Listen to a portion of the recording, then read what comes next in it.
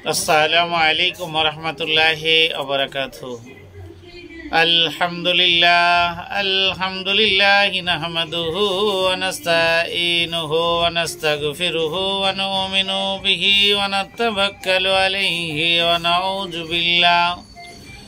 नऊज़ु बिल्लाहि मिन शुरूरि अनफुसिना व मिन सय्यिआति अमालिना व मन यहदिहिल्लाहु फला हादिय लहु व नशहदु अल्ला इलाहा इल्लल्लाहु व नशहदु अन्ना मुहम्मदन अब्दुहु व रसूलुहु।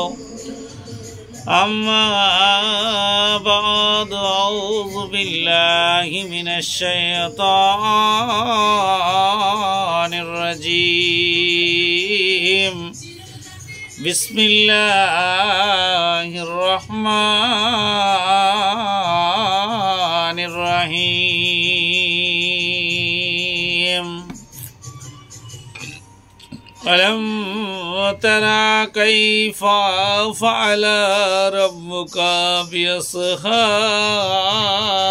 फ़ील अलम यजअल कैदहुम फ़ी तज़लील।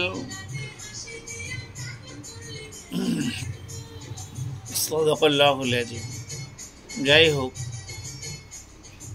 ছোট্ট দুটো আয়াত পাঠ করলাম আপনার সামনে সূরা ফিল থেকে।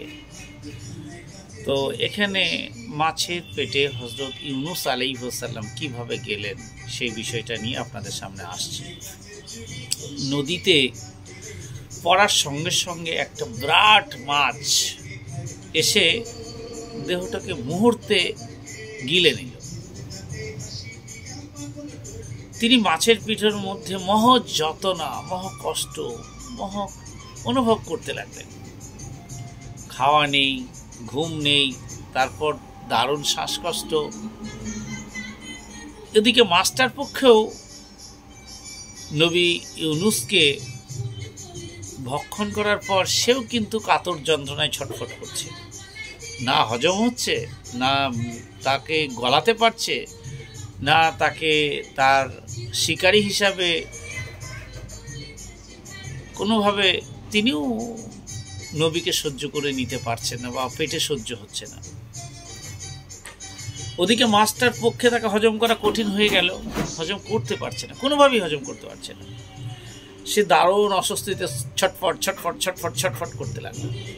ওদিকে আমার নবী ইউনুস যেমন ছটফট করে, এদিকে মাছটাও তেমন কিন্তু ছটফট করে। এমন দুর্দশার মধ্যে 40 দিন কেটে গেল। সুবহানাল্লাহ।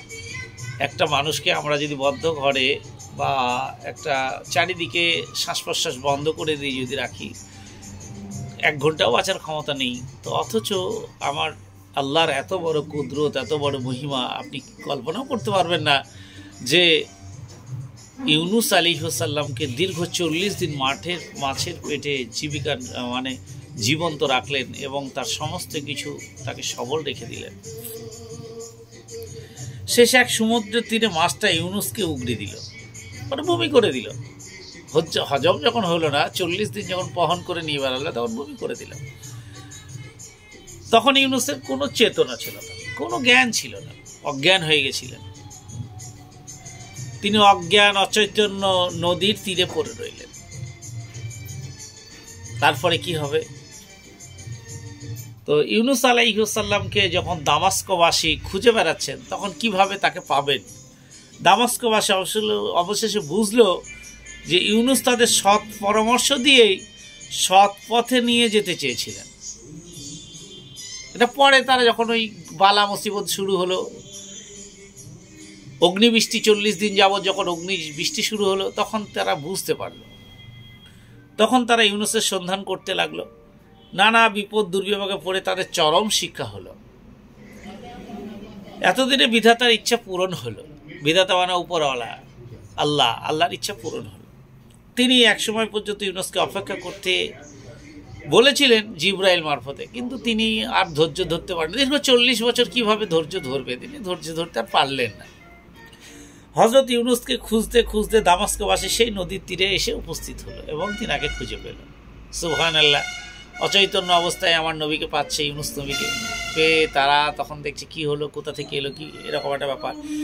ইউনুস আলাইহিস সালাম এর সেবা ও পরিচর্যায় দামাস্কবাসী, তিনাকে কিভাবে পরিচর্যা করলো সেই সব বিষয় নিয়ে আপনাদের সামনে আসছে। তারা দেখলো যে ইউনুস একটি মিষ্টি ফল গাছের তলায় বসে আছেন। মিষ্টি ফল গাছ, মানে ফলটা খুব মিষ্টি রসালো, সেই গাছের তলায় বসে আছে।